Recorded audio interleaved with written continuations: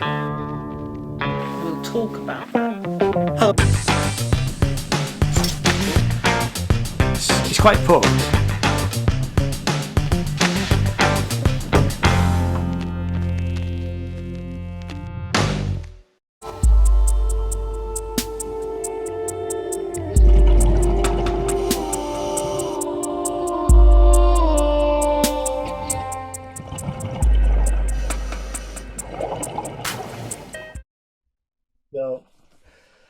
So, so where did the concept for the album come on? I mean, you said you started with these songs. So did you just continue, or was there a once you'd sort of done those first few songs, did it become a fully fledged concept at that point, or you know, Well, what happened was I had just released a an ambient track with a guy called Tim Rennick, who's best known as Pink Floyd's touring guitarist. wow, Um, and it was something that I felt really proud of, and Tim enjoyed doing.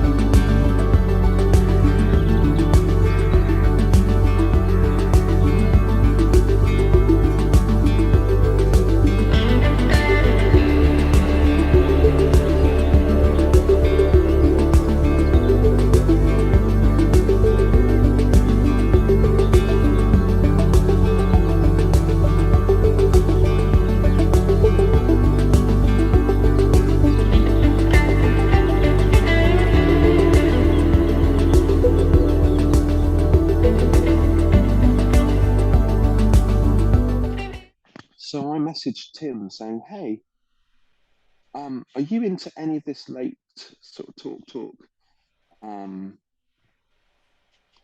uh, Spirit of Eden type stuff?" And he was really honest. He said, "Not really. It's not really my thing. It's a bit too avant-garde for me." But he said, "My friend Phil Brown engineered all of that stuff." And so he introduced me to Phil. Right. I sent Phil the demos, the 3 demos. And Phil got back to me saying, "You are really onto something with these. These are great." And that really blew me away. Yeah. And he sort of, I think he suggested, "You should talk to Martin Ditcham, who played percussion Yeah. on, I think, everything from It's My Life onwards for Talk, but also played, I think, drums and percussion on the Hollis solo record." And introduced me to Martin, and Martin loved the demos as well. So I was thinking, goodness me, 2 people actually involved in those albums, like these demos. I played them to another friend of mine who, he and I share a love of Talk and Hollis. James, his name is, wonderful bloke, and we sort of connected. I can't remember how, but he said, I played in the demos, he loved them. He said, "You should show these to the Talk fan forums on Facebook." All right. Which I thought was a good idea, but I was terrified of what they might think. But I, sure enough, joined a couple of the groups on Facebook that are dedicated to celebrating Talk and Hollis, and I posted up a Bandcamp link to the demos, and people were really, really encouraging and enthusiastic about the sound of these demos. And bearing in mind, it was just my programmed drums, Yeah. and it was a sampled double bass and some guitar and some piano, and that was it. Really stripped back, you know. So I thought, right, I feel like I'm onto something here. I've had nothing but good feedback. I'm gonna pursue this. I'm gonna follow this trail, and I'm gonna ask if Martin might be interested in playing.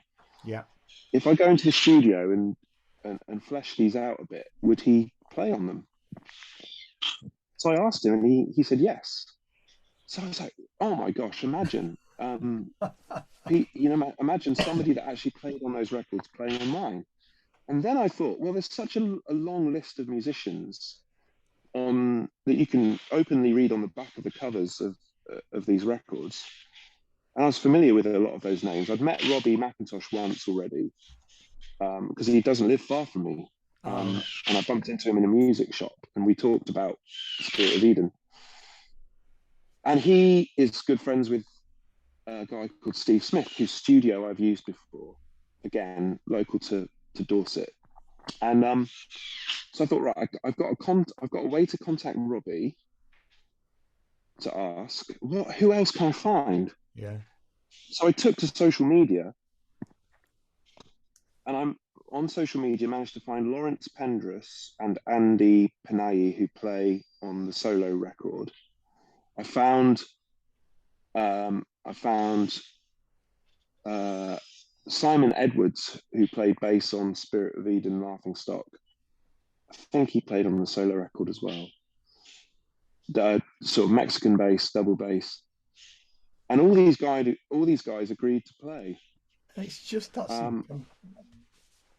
So it ended up with me thinking, like, counting every few weeks. I was going, Martin, Lawrence, Andy, Robbie, Simon. That's 5 musicians that were involved in these records.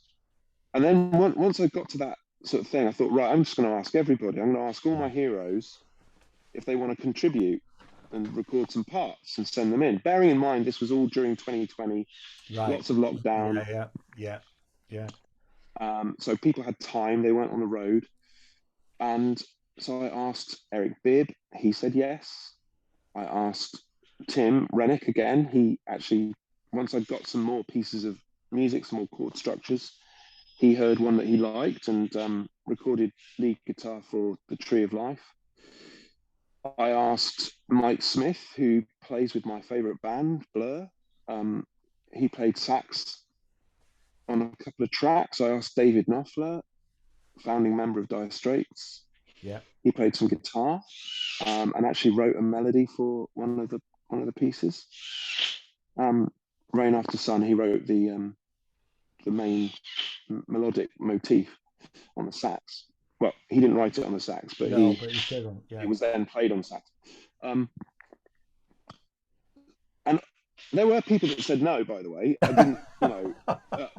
There were people also that like my favorite ever musician. I won't name to embarrass it, but my favorite ever, I approached through his management, and he agreed to play on it. We had a Zoom call about it, and I couldn't believe it that he was going to come and play and actually come down to the studio and stuff. But really sadly, he had just the worst time. He got quite ill. He lost a close family member. His relationship ended. It was just a terrible year for him. And in the end, it couldn't happen. But the fact he said yes in the first place is something I'll treasure. Yeah. And there were a couple of others that just couldn't find the way into the music and were honest about it. But in the end, I mean, the cast of people include the 5 musicians that worked with Hollis, and some of them with Talk Talk as well. And then Phil agreed to mix it. Yeah. So that would bring it to 6. And then his good friend Dennis, who mastered Spirit of Eden and Laughing Stock and Hollis's solo record, agreed to master it. So that brought the total of people involved in those records to 7. And then a friend of mine that I'd met online, who also recorded for the music, his name's Justin. He's a Dutch singer-songwriter. He's amazing. Put me in touch with James Marsh. And James ended up, James Marsh was the guy that did all the Talk Talks artwork from day one. Yeah. James agreed to do a logo for us. So the little birdie that sat on a little tree. Yeah. James designed that. Superb.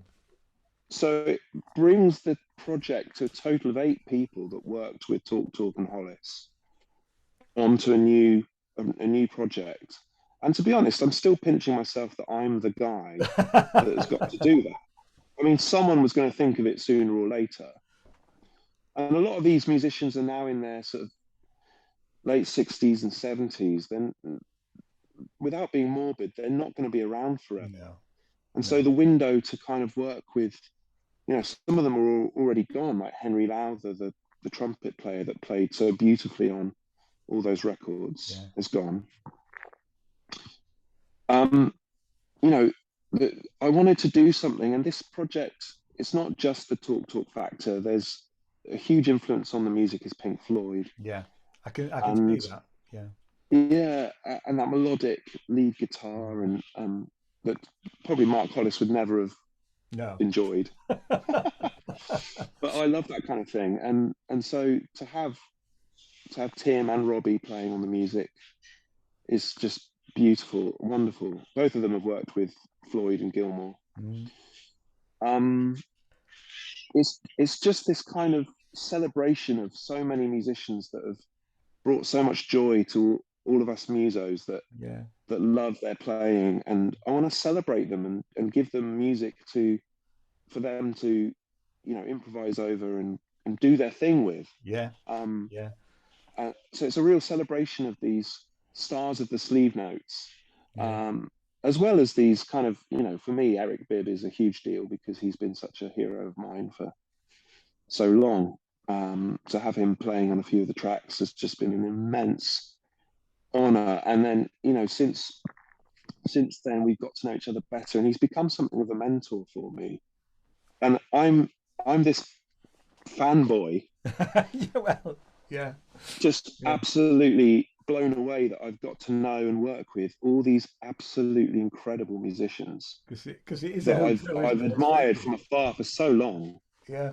Because I mean, one of my questions was how did you get him to, you've answered the question by the way. But how did you get him to take your call? But I mean, it's just amazing and brilliant I mean, there's that two ways to answer that. I think the one there's two true statements about that, and one is that, of course, you know, they are working musicians yeah, and they were paid.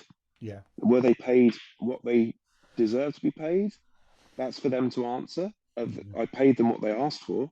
right, Um, is it astronomical? No, because they do. The other answer to it is that they love the music. They yeah, wouldn't. They don't need to play on it. and that's it, isn't it? Um, Yeah, they've played on it because they heard something that they could give themselves to.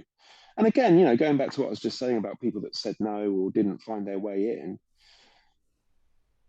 it's not going to be for everyone. You know, another person that I sent it to, who I love dearly, for what they've given me in their music, I don't think liked it very much. I so see what we were saying so it earlier was, about the fact that certain people like certain things, isn't it? yeah, I mean, yeah, yeah. exactly. And I just got a bit of a cold shoulder from them, and it was kind of painful on one level, and the other level, it's very understandable. You know, Yeah, who am I to kind of to command anybody? yeah, If they like it and they feel like it's a project that they can honestly give their talent and their time and their energy to, and their name, their good name, then they have done. If they haven't or didn't, then that's okay. It's okay. And in the future, you know, there's other collaborations that I've got up my sleeve that I'm working on currently. I'm not quite sure how they'll see the light of day, but um, there is new stuff I'm brewing. going to say, are they going to be held by trees or is it a different project? Oh, it is held by trees, Yeah, definitely. good. Uh, it's in a similar vein. Some of it's much more ambient, and some of it's the stuff that we're writing as a band. Now that we're sort of rehearsing up to go and play live, we've got material that we're sort of developing together. There's a Good. core band which Yeah, includes Lawrence and Andy and Robbie, um, that are going to go and play, you know, and be held by trees as a live yeah, band.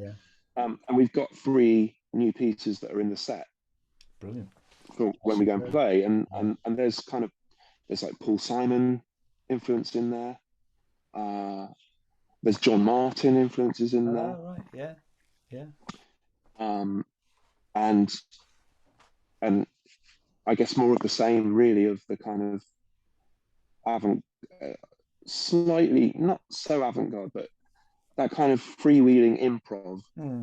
that I love about Spirit of Eden and Laughing Stock in particular is there. So yeah, there's some people that I've worked with since those main Solace sessions that are kind of they're in development at the moment.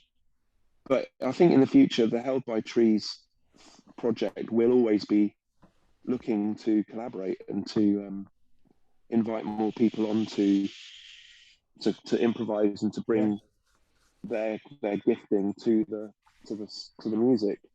So yeah. I'm excited about what that could look like. I think it could look like almost infinite possibilities.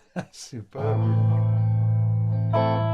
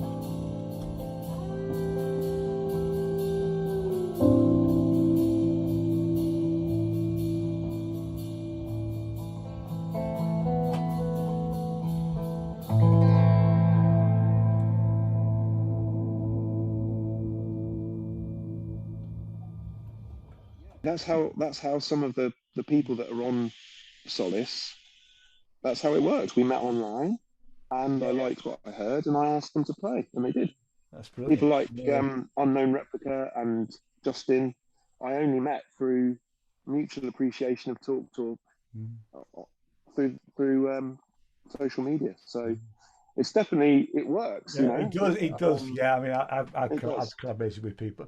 I mean, there's a band I've been working with out of Leeds because I'm in East Yorkshire, and luckily I've played with these couple of the guys before, but because of lockdown, we were doing stuff basically over the internet, which is the first time I've ever worked like that before. But Mm. Ryan would send me some stuff, and he would say, but you play what you like over it, or just send me things, send me everything that you do over it, and then I will chop it up and I'll use some of it and I'll use other bits. Yeah, I won't use that.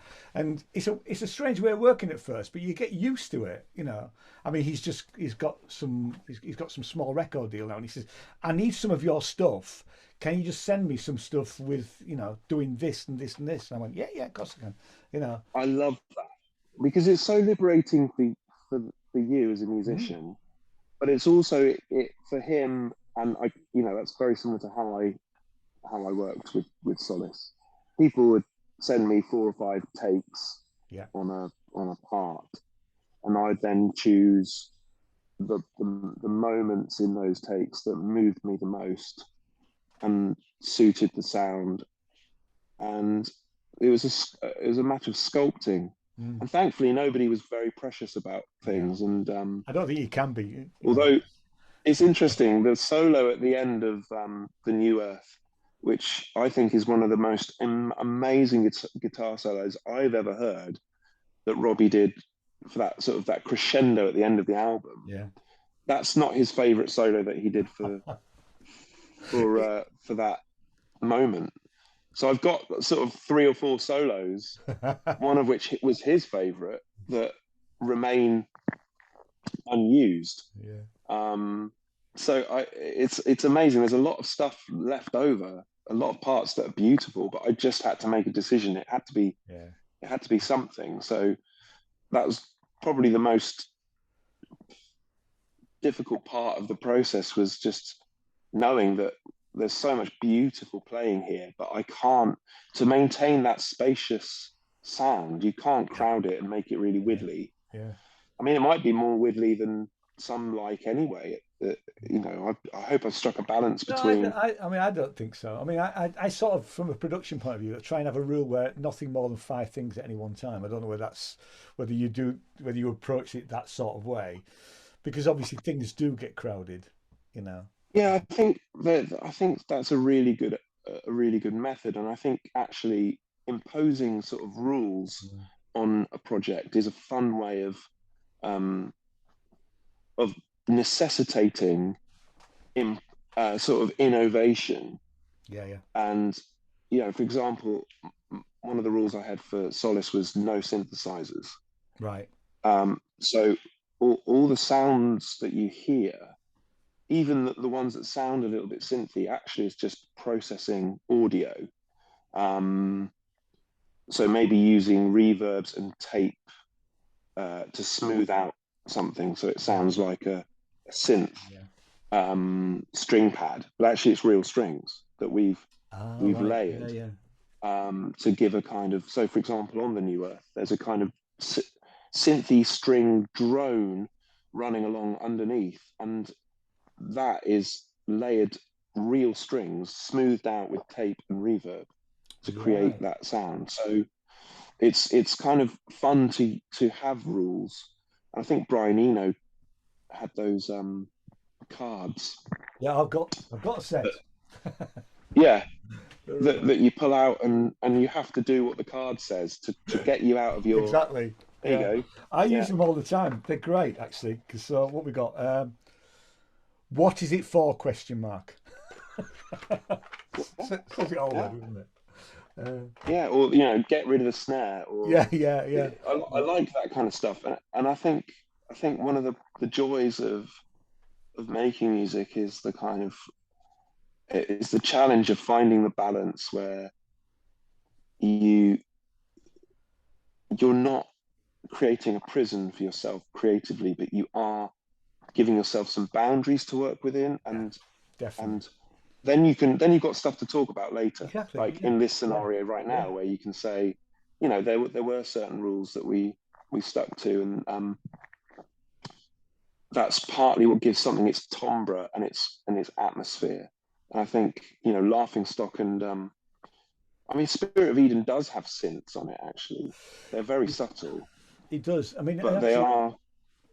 in Ben Wardle's book, he says that I think that Mark was very taken with the. And was it the emulator or was it the Fairlight? Anyway, one of them, and he had one at Mm, home, and all of, because apparently there were demos for some of the Talk stuff. He'd done yeah, it all on I think it was a Fairlight. So he'd simulated it on a Fairlight, and then he obviously went off and used real yeah, instruments rather than synthesized instruments. So you know, yeah.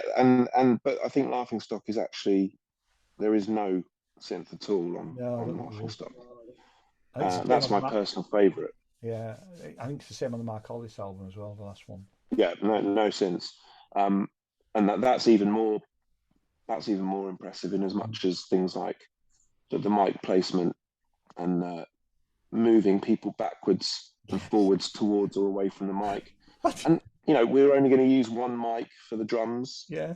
for Laughing Yeah. Stock, that kind of stuff. But I really love that discipline of no, this is the sound. We're going to use one mic, Yeah. and we're not going to replace anything. I love that, and actually, that's kind of part of the fun of of being deliberately kind of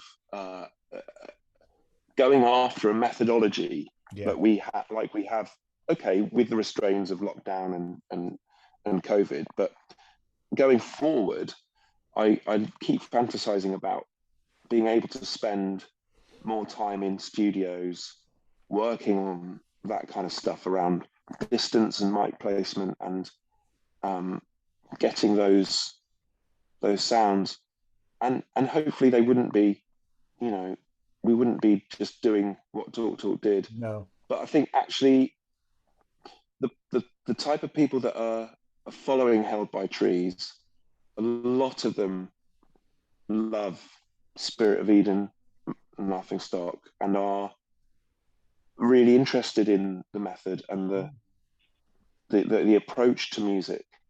And I think we'd be doing a disservice to the people that are following the project if we were to just suddenly throw all of that away and go, oh no, this time we're going after recording just like Sergeant Pepper was recorded, or Yeah. going after You're going to use we're drum going to try machine. and record, yeah, or just completely sort of deviating Yeah. from what people like Yeah. about Held by Trees, and it's just finding that balance where you're you're wearing your influences and uh, your inspiration openly and honestly, but at the same time, the music not being pastiche or Yeah. kind of a cheesy secondhand version. And there's been a couple of comments on social media, sort of, I'd say 99% of everything has been so positive, but I can understand that a few people would be like,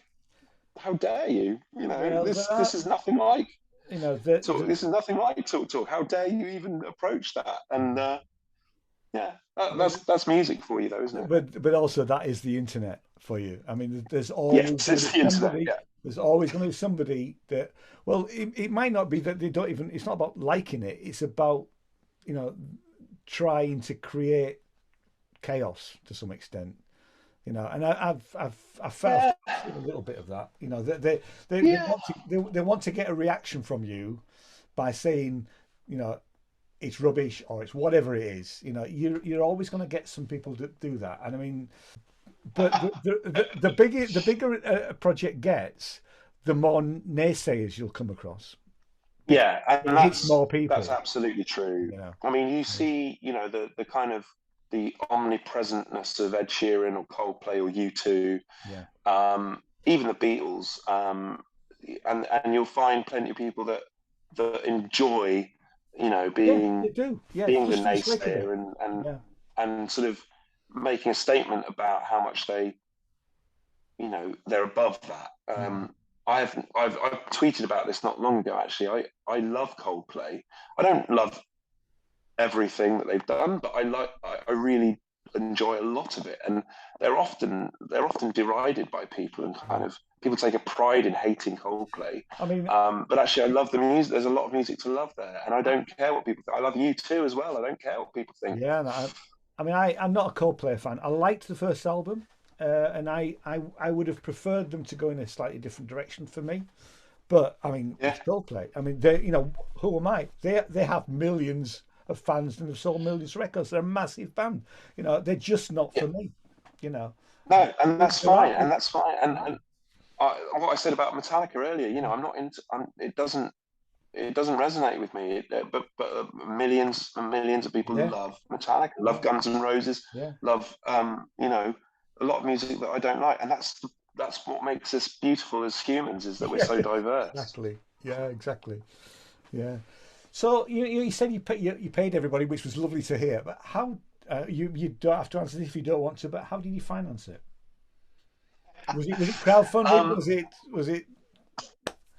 no, it wasn't crowdfunded. Thankfully, I have no problem with that model, but there is crowdfunding. There's often this kind of arrangement that people don't necessarily understand, which is that the Mm, crowdfunding platforms take a massive cut yeah, from that money. yeah, No, I mean I've just I guess I've run some businesses fairly well, and with music I've been able to reinvest, and I took I took a chance with this one and invested more than I have before in any of my other projects, um, and trusted that my instincts were right to do that. And thankfully, now we're a few months after release, the money is beginning to come back good, from record sales and yeah, things, and it's sold so well that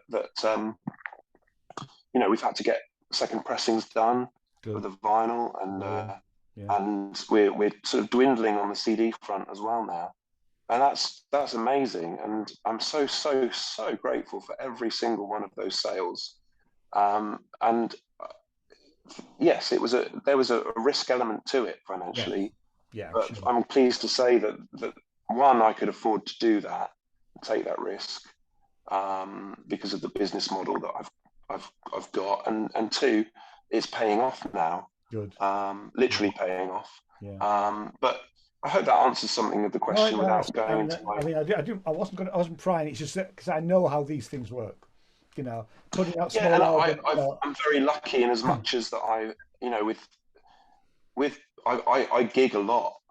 I Yeah, don't gig as Held by Trees. I no, gig as other things, and I but I also have a day job in as much as I'm actually a minister in the Church of England. That's my job, all right, wow, but I don't go around talking about that very much, especially with Held by Trees things, because that's it's irrelevant yeah. It's not. to the music. We're not connected. Um, Not really, No. and it's nobody's business Mm, what I do to pay my bills and keep a mm, roof over my family's head.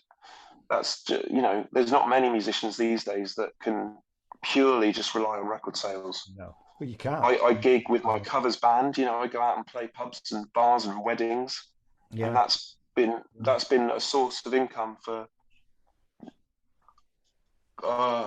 15 years or so, mm, and that's enabled me to invest in my original music, to be able to to pay the guys and to. But like I say, they none of them they knew that I'm not financed by a record label. I'm yeah, an independent artist, and they charged me what they felt comfortable with and what I could afford to pay. So that's what I mean about there being two factors. There's they're you know working musicians, but also uh, they they love music. yeah, This The yeah, whole thing has been a testimony to how much the guys that we listen to and enjoy hearing on, whether it's Talk Records or Pink Floyd records or Dire Straits records or Eric, all these amazing artists, but whatever, they're in it for the right reasons. Exactly. They're musicians that love music. They love music. Yeah. And it's I love being able to tell that to people that I'm talking to, like yourself, in interviews and stuff, because to know that the sort of predominantly British sort of fraternity of session musicians are still pure in as much as their motives and why they do projects, and they're not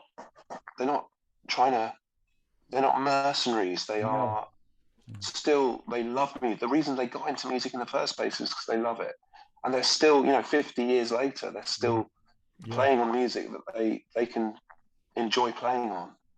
And I'm just so grateful for all of those guys and what they brought to the project, considering I am a nobody. I'm not like, imagine somebody like, not anymore. Well, I spoke to a guy. I had a bit of a funny interaction with a person. Again, I won't name them, but they play for very, very, very big, well-known artists. They play keyboard for them, and he took real issue with what I was doing.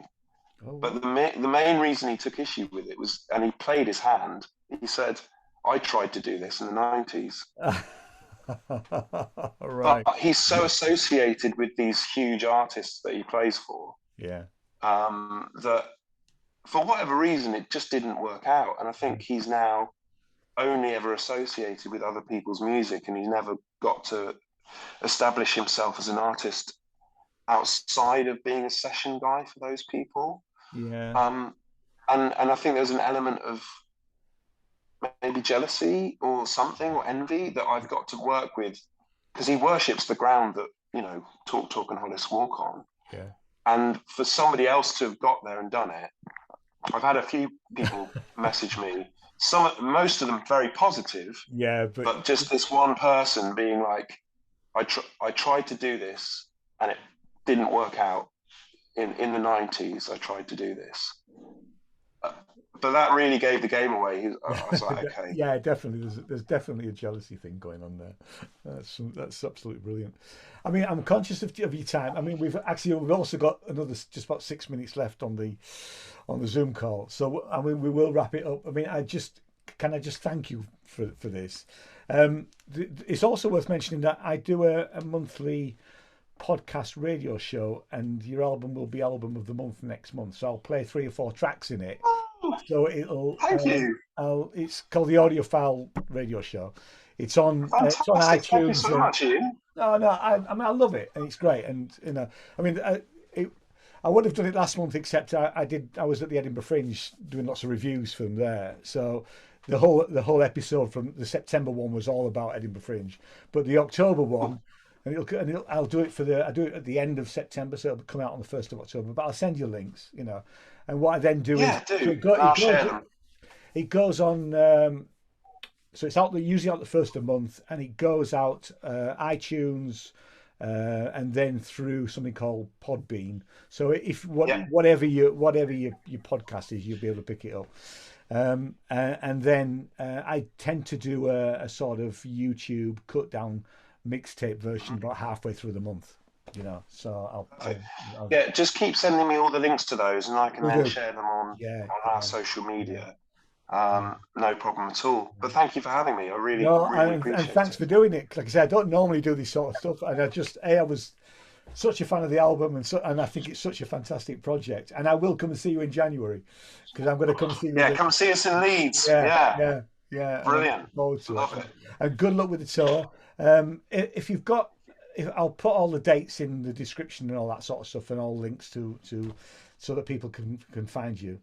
So but thanks for everything. It's brilliant, and we'll stay in touch. I'll send you some stuff. Absolutely, yes. We'll stay in touch, and thank you. It's been such a pleasure to talk to you, and all your encouragement, and every person that comments or messages encouraging me and us. It's just it's manna from heaven. It's wonderful. It Yeah. feeds my heart. It keeps me going. It keeps me focused on why Yeah. I do this. Yeah. Is to bring something solace to Yeah, people. exactly. Way. Yeah, no, that's why it's called that. Yeah. So thanks very much. I'll just Recording there we go. stopped. So thanks so much, David. And like I say, I'll be in touch. I'll send you some links and stuff, and and we'll stay in touch. It's lovely to meet you. Yeah. Likewise, Ian. Yeah. Thank you. Thanks. Have a good day. You too. Cheers. Bye-bye. Bye.